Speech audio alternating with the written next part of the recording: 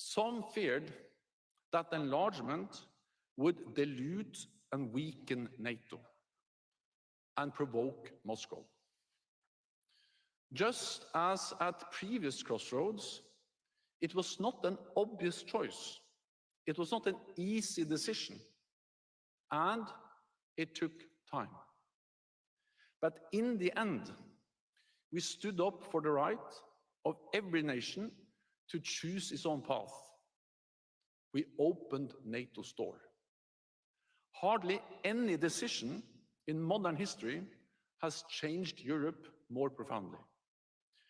NATO enlargement unified Europe in a way that was previously unthinkable, paved the way for EU integration, and brought peace and prosperity across the continent. Allies showed clarity and determination then, as we must continue to do now.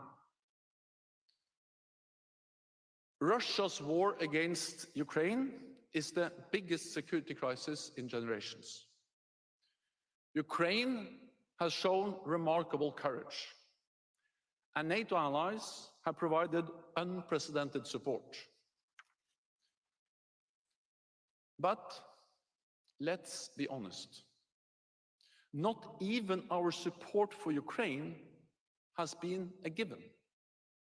It is not straightforward, because our support comes with costs and risks. The reality is there are no cost-free options with an aggressive Russia as a neighbor. There are no risk-free options in a war.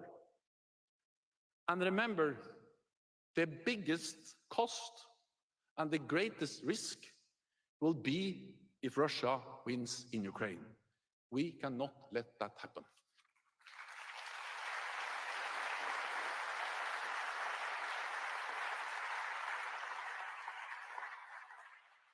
Not only would it embolden President Putin, it would also embolden other authoritarian leaders in Iran, in North Korea, and China. They all support Russia's brutal war.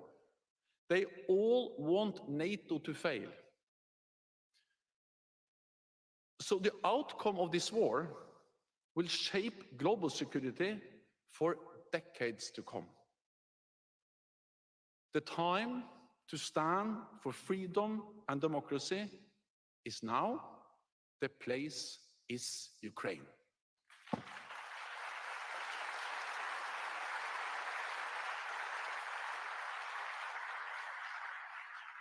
Over the last 75 years, the transatlantic relationship has weathered many storms. We are bound together not only by interests, but also by history, tradition, and values. But our alliance should not be taken for granted. It was not a given in 1949. It is not a given now. And it will not be a given in the decades to come. Everyone in this room has a responsibility as political leaders, as experts, as citizens. We must show the same courage and determination in the future as was demonstrated in the past when NATO was founded and shaped. The future of our alliance depends not least on our men and women in uniform. They put their lives on the line each and every day to keep us safe. Yesterday, I laid a wreath at Arlington National Cemetery to pay my respects for those who have made the ultimate sacrifice. We owe them an eternal debt of gratitude. We honor them all. Mr. President, dear friends, our alliance is not perfect, and we will continue to face difficult decisions in the future. I do not know what the next crisis will be, but I do know that we are at our best when we take difficult decisions with political courage and moral clarity. And I know that we are stronger and safer together in NATO. It is good to have friends. Thank you.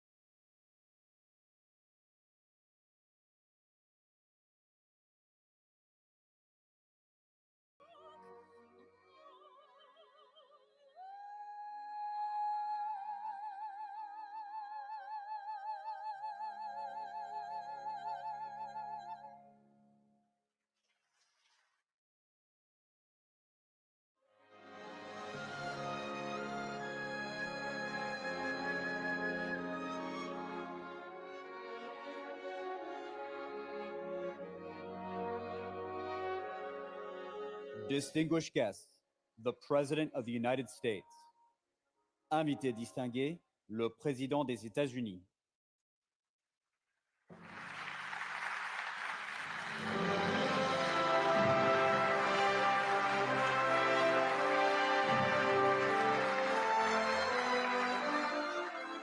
Good evening.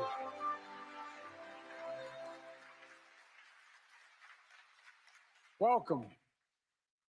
In 1949, the leaders of 12 countries, including President Truman, came together in this very room. History was watching. It had been 4 years since the surrender of the Axis powers, and the end of the most devastating war the world had ever known. Here, these 12 leaders gathered to make a sacred pledge to defend each other against aggression, provide their collective security, and to answer threats as one, because they knew to prevent future wars, to protect democracies, to lay the groundwork for lasting peace and prosperity, they needed a new approach. They needed to combine their strengths. They needed an alliance.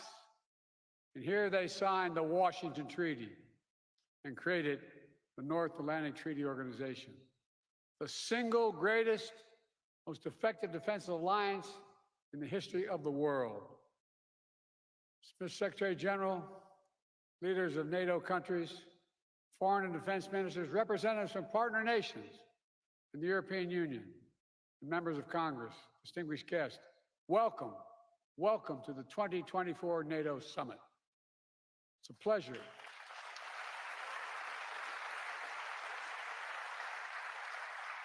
It's a pleasure to host you in this milestone year, to look back with pride at all we've achieved and look ahead to our shared future with strength and with resolve.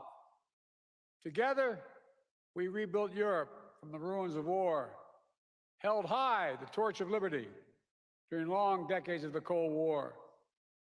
When former adversaries became fellow democracies, we welcomed them into the alliance. When war broke out in the Balkans, we intervened to restore peace and stop ethnic cleansing. And when the United States was attacked on September 11th, our NATO allies, all of you, stood with us, invoking Article 5 for the first time in NATO history, treating an attack on us as an attack on all of us. A breathtaking display of friendship that the American people will never, ever, ever forget. Through all this history, when great changes occurred, people would ask, can NATO adapt? And every time we proved we could adapt, and we did, evolving our strategies to stay ahead of threats, reaching out to new partners to increase our effectiveness. And here with us today are countries from the To be a part of Team USA means everything to me. The sacrifice, the tears, the excitement. My name is Jessica Long. I compete in Paralympic swimming. Everybody's wearing skims on Team USA. Finland and Sweden were among our closest partners. Now they have chosen to officially join NATO, and because of the power and meaning of Article 5 guarantee, that's the reason. It was the most important aspect of the alliance in 1949, and it is still the most important aspect. I'd also note, Finland and Sweden joined the alliance not just because their leaders sought it, because their citizens called for it in overwhelming numbers. Remember, NATO's character is fundamentally democratic, always has been and always must continue to be. And today, NATO is better resourced than it ever has been. I want to pause on this because it's significant. In the year 2020, the year I was elected president, only 9 NATO allies were spending 2% of their defense GDP on defense. This year, 23 will spend at least 2%. And some will spend more than that. And the remaining countries that have not yet reached that milestone will get there soon. This remarkable progress, proof that our commitment is broad and deep, that we're ready, that we're willing, we're able to deter aggression and defend every inch of NATO territory across every domain: land, air, sea, cyber, and space. My friends, it's good that we're stronger than ever, because this moment in history calls for our collective strength. Autocrats want to overturn global order, which is by and large kept for nearly 80 years and counting. Terrorist groups continue to plot evil schemes, cause mayhem and chaos and suffering. In Europe, Putin's war of aggression against Ukraine continues, and Putin wants nothing less than Ukraine's total subjugation, to end Ukraine's democracy, to destroy Ukraine's culture, and to wipe Ukraine off the map. And we know Putin won't stop at Ukraine, but make no mistake, Ukraine can and will stop Putin.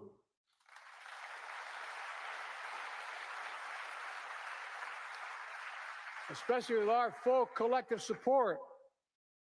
They have our full support. Even before Russian bombs were falling in Ukraine, the alliance acted. I ordered the U.S. reinforcements at NATO's eastern flank. More troops, more aircraft, more capabilities. And now the United States has more than 100,000 troops on the continent of Europe. NATO moves swiftly as well, not only reinforcing the 4 existing battle groups in the east, but also adding 4 more in Bulgaria, Hungary, Romania, and Slovakia, essentially doubling NATO's strength on the eastern flank. Together, we've built a global coalition to stand with Ukraine. Together, we provided significant economic and humanitarian assistance. And together, we've supplied Ukraine with weapons it needs to defend itself. Tanks, armored fighting vehicles, air defense systems, long-range missiles, and millions of munitions. The United States, nearly 24 allied partners, have signed bilateral security agreements with Ukraine. And more countries will follow. Today, I'm announcing an historic donation of air defense equipment for Ukraine. The United States, Germany, the Netherlands, Romania, and Italy will provide Ukraine with the equipment for 5 additional strategic air defense systems. And in the coming months, the United States and our partners intend to provide Ukraine with dozens of additional tactical air defense systems. The United States will make sure that when we export critical air defense interceptors, Ukraine goes to the front of the line.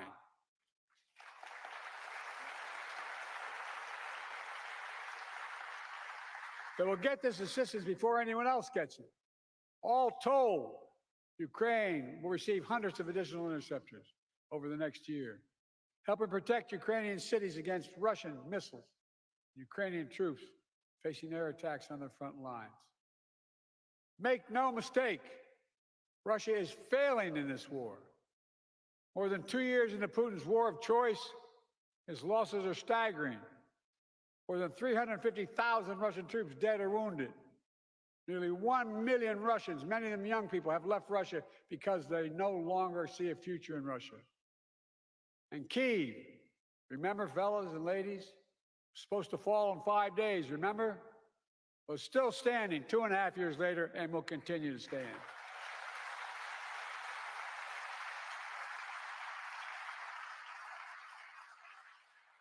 All of we allies knew before this war, Putin thought NATO would break.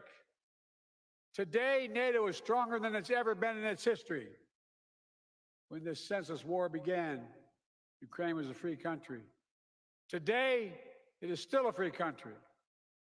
And the war will end with Ukraine remaining a free and independent country.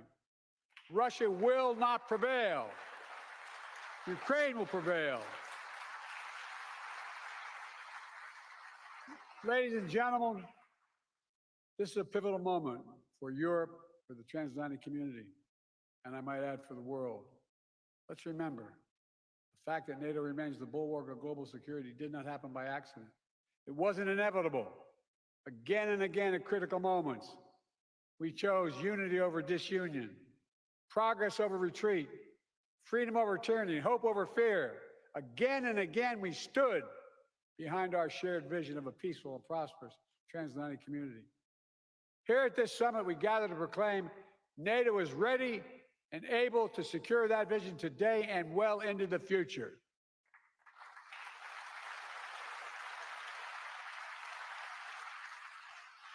Let me say this. An overwhelming bipartisan majority of Americans understand that NATO makes us all safer.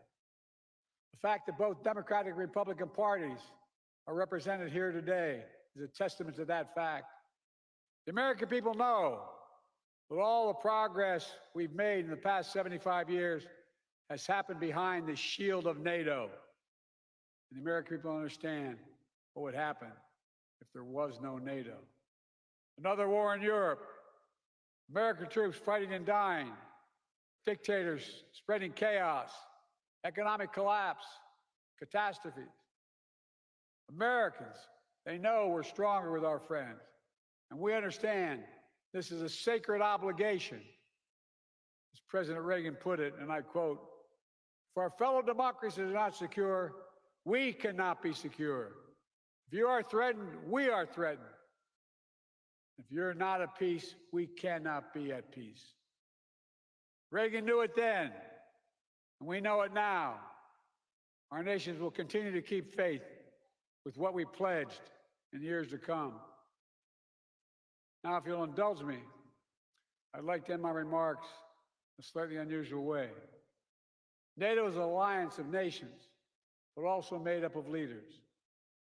And one person in particular has done an extraordinary job leading NATO for the last decade. Secretary General Stoltenberg, would he come forward?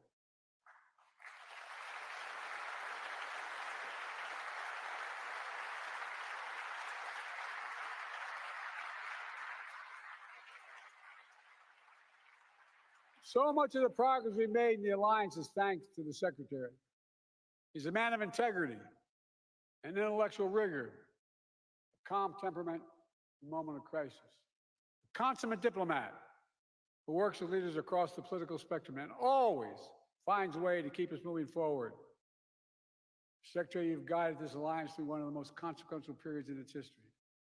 I realize, I was talking to your wife, I personally asked you to extend your service. Forgive me.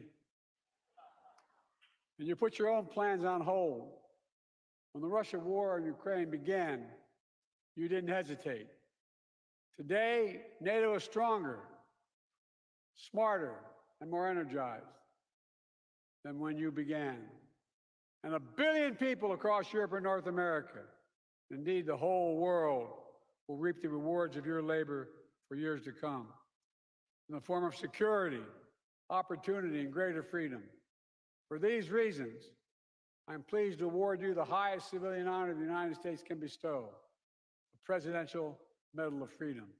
Ask the military to come forward.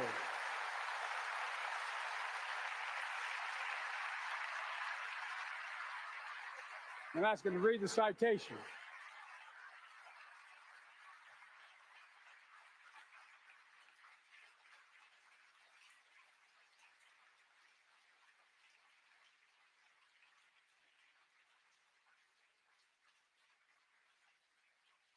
The President of the United States of America awards this Presidential Medal of Freedom to Jens Stoltenberg.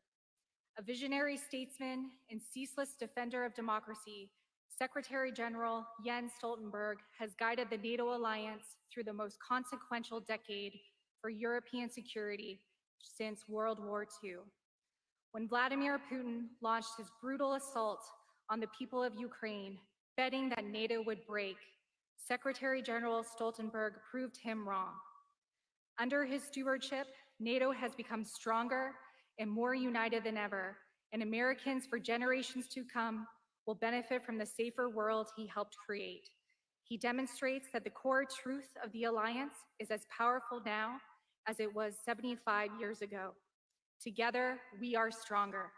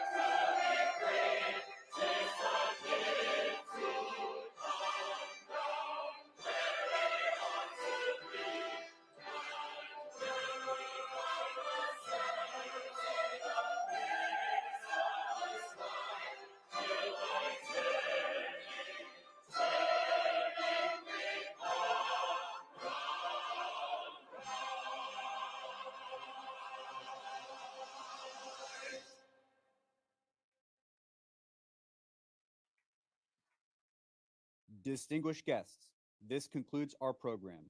Please rise for the retirement of the colors and remain at your seats for the departure of the leaders and spouses. Invités distingués, ceci conclut le programme. Veuillez rester debout pour la retraite des couleurs et restez à vos sièges pour le départ des dirigeants et épouses.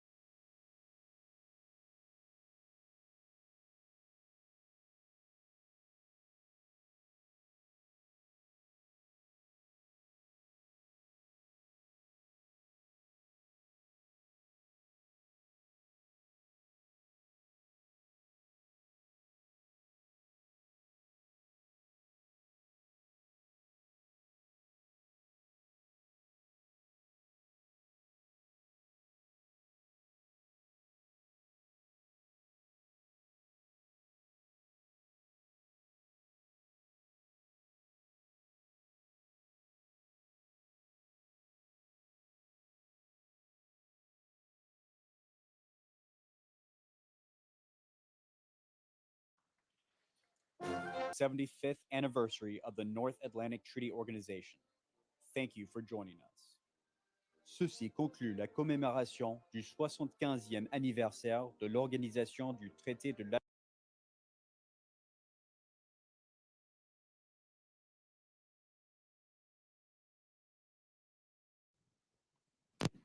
Thank you, Mr. Howell, and now recognize myself for 5 minutes of questioning.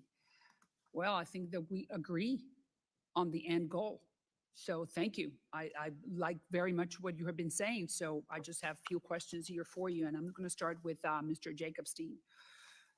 As you know, last month, Cuban regime officials were at the Miami airport inspecting something, a tour with TCA. And we just learned that last week, there was a second secret visit of 4 Cuban regime officials to the same airport, the Miami International Airport, but this time 4 agreements were signed with the United States government. What type of agreements are those? Do you have any idea, Mr. Jacobstein? Thank you very much for your question. So in terms of TSA, I would say TSA has coordinated with the Cuban Civil Aviation Authority and the Cuban Authority for Airport and Services for years on airport security measures and best practices, always in the U.S. interest. But signing agreements with the Cubans, do you think the Cubans ever, once they sign, they ever fulfill their promise?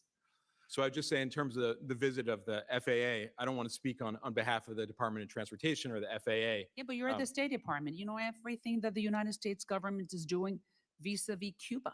I would say the rationale for this visit is clear and very much in the U.S. national interest. We're interested clear, in but wait a minute, aviation it's clear. safety. You're going to tell me that the Cubans are going to help the Americans fight terrorism if they are in the list of terrorist states? So maybe, and maybe you can clarify this, I'm not sure why maybe you guys are trying to create a scenario where you can take Cuba off the list of terrorist countries. Do you think that's what you guys are doing by granting by saying, you see the Cubans are here in Miami and they're signing agreements and they're going to help us fight terrorism? Tell me. Absolutely not. Oh, good. So you're not going to take Cuba off the list of terrorist countries? Is that what you're telling me? You asked me about these visits. These visits are intended to promote aviation safety and security, especially for U.S. passengers. That is fundamental and critical to us. We want all these passengers, including Cuban Americans who go back and visit their family members, to be safe. I agree with that, but at the same time, you're talking to Cuba officials. So go back to, is not what Cuba wants, which we know what they want, is what the United States, in this case, the Biden administration is looking for, which I really would like to be wrong in thinking that you're just laying the groundwork so you can take Cuba off that list. And I just want you to tell me that I'm wrong. Am I wrong? You're not planning to take it off. So as I've said before, U.S. law establishes specific statutory criteria for rescinding a state-sponsored terror designation. I am not asking you that. I'm asking you something different. Do you think the State Department at this hour is creating the conditions and the scenario in order to take Cuba off the list of terrorist At this time, there's no review ongoing on Say that again? state-sponsored. At this time, There's no ongoing review on the state sponsor of terror designation. But you have until July 12th to start that ongoing, or to start that investigation or that study, because you have a specific date. So you're telling me right now, of course, is what? Is July, is June, what, 28th? But you have until July 12th. So what are you guys planning to do July 13th? There's no specific time frame for a review, but at this. Oh, yes, 6 months before. You need to review, according to the law, you need to review 6 months before, and then you take them off or you leave them on. So July 12th would be the day. I don't think that's accurate to say that July 12th is the day, but I just would say again that should any review happen, any future review would be based on the law and criteria established by Congress. Can you just ask yes or no if you guys are thinking about taking Cuba off the list? And the only reason why I'm insisting on this is because if you were to do that, you're giving that cruel and despicable regime oxygen to do what you just said right now. 1,000 political prisoners are in jail just because they went out and they claim libertad. So can you just tell me yes or no? Are you guys thinking about taking Cuba off the list or not? I would just say again, any review of Cuba's status on the SST, should one happen, would be based on the law and the criteria established That by means Congress. yes, you are thinking about doing it. It does not. And that is very bad. But we will talk about it further. Now, but I want to congratulate you at the same time, because there's a new application on your phone called which I'm not going to say it, but it's very good. And there's good news for the Cubans, because now, for what I hear coming from the Biden administration, you're going to have an app that the Cubans are going to be able to use. And then when a TETSAT shuts down, then this app is going to allow the Cubans.